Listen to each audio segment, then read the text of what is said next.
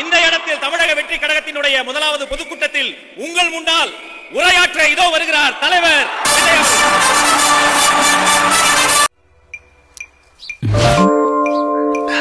என் நெஞ்சில் குடியிருக்கும் என்னுடைய தோழர்களுக்கும் தோழிகளுக்கும் என்னுடைய வணக்கம் வணக்கம் வணக்கம். மஜாவா இருக்குது. இன்னைக்கு தமிழ்நாடு இருக்கிற சூழல்ல நாம் ஒரு புதிய வரலாற்றை படைப்பதற்கு தயாராக வேண்டிய அவசியத்தை நீங்க எல்லாருமே நல்லா புரிஞ்சு வச்சிட்டு இருப்பீங்கன்னு நான் நம்புறேன். பாய்ஸ் நல்ல ஆக்ஷன் பிளாக் மாட்டிருது. ஃபுல் என்ஜாய்மென்ட் தான். ஏண்டா அரசியல்னா என்னங்க? ஒவ்வொரு குடும்பமும் நல்லா வாழணும்னு நினைக்கிறது அரசியலா? இல்ல ஒரே ஒரு குடும்பம் மட்டும்? அவ்வளவுக்கு கிரைண்ட். காட்சிக்கு திராவிடம், ஆட்சிக்கு திராவிட மாடல்னு தின மக்கள் பிரச்சனைகளை மடைமாற்றி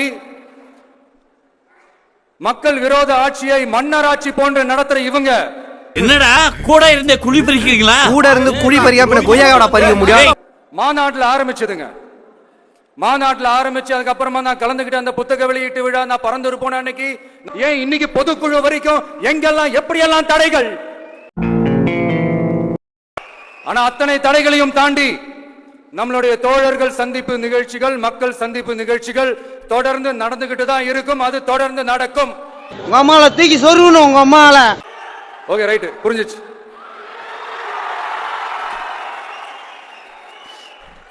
மாண்புமிகு மன்னராட்சி முதல்வர் அவர்களே,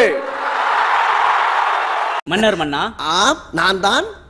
மாண்புமிகு திரு முத்துவேல் கருணாநிதி ஸ்டாலின் அவர்களே, ஒன்றியத்துல பாஜக ஆட்சியை ஒரு பாசிச ஆட்சின்னு அடிக்கடி அறிகோவல் விடுத்துவிட்டு இங்க நீங்க பண்ற ஆட்சி மட்டும் என்னவா? அதுக்கு கொஞ்சம் கூட குறைவில்லாத அதே பாசிச ஆட்சி தானே. அத வேற ஞாபகப்படுத்திட்டீங்க. நெஞ்சமெல்லாம் பொண்ணு அறக்கு தம்பி, மறக்க முடியல.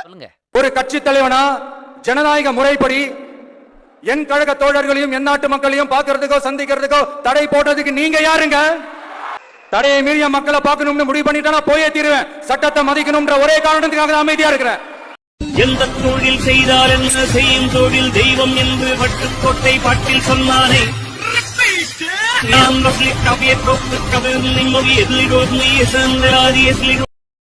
தமிழ்நாட்டில இருந்து பல பகுதிகளில் இருந்து வர செய்திகள் எல்லாம் கேட்கும் போது மன உளைச்சலையும் மன வேதனையும் தரதாகவே இருக்கு. சட்டம் ஒழுங்குன்னு ஒண்ணு இருக்கிறதாவே தெரியல. அதுக்கெல்லாம் இந்த கரப்ஷன் கபடதாரிகள் கவர்மெண்ட் தான் காரணம். ஐயோ கடவுளே கடவுளே, கண்ணு வேண்டாடா சாமி. மாண்புமிகு மன்னராட்சி முதல்வர் அவர்களே, உங்க ஆட்சியை பத்தி கேள்வி கேட்டா மட்டும் ஏன் சார் உங்களுக்கு இவ்வளவு கோவம் வருது? நீங்க ஒழுங்கா ஆட்சி நடத்திருந்தீங்கன்னா பெண்கள் பாதுகாப்பு ஒழுங்கா இருந்திருக்கும், சட்டம் ஒழுங்கு சரியா இருந்திருக்கும். யோ என்னைய ஒரு மாதிரியா போயிட்டு இருக்கான். என்ன ஐடியா வச்சிருக்கான் மனசுல? விவரம் இல்லாத பையங்க, பச்சை பிள்ளைங்க, படிக்கிற பிள்ளைங்க, சின்ன பொண்ணுங்க, வீட்டுல இருக்கிற பொண்ணுங்க, வேலைக்கு போற பொண்ணுங்கன்னு இவங்க எல்லாருக்கும் நடக்கிற கொடுமைகளை சொல்ல முடியல சார். இதுல வேற உங்களை அப்பான்னு வேற கூப்பிடுறாங்கன்னு சொல்றீங்க. அந்த சொல் என்னுடைய பொறுப்புகளை இன்னும் கூட்டி இருக்குன்னு சொல்லுவேன். நான் இன்னும் தமிழ்நாட்டுக்கு செய்ய வேண்டிய கடமைகள் நிறைய இருக்குன்னு எனக்கு உணர்த்துது. இங்க நீங்க தான் இப்படின்னா அங்க அவங்க யாரு? உங்க சீக்ரெட் ஓனர். அவங்க உங்களுக்கும் மேல. மாண்புமிகு திரு மோடிஜி அவர்களே,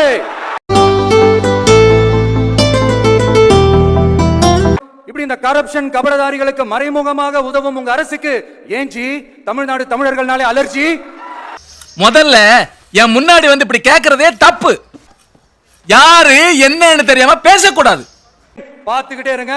அடுத்த வருஷம் இது வரைக்கும் தமிழ்நாடு சந்திக்காத ஒரு வித்தியாசமான ஒரு தேர்தலை சந்திக்கும். ரெண்டு பேருக்கு நடுவுல தான் போட்டியே. ஒன்னு டிவிகே, இன்னொன்னு டிஎம்கே.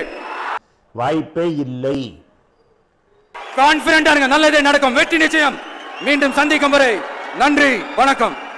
ஓகே, மீட்டிங் முடிஞ்சது, நீங்க எல்லாம் போலாம்.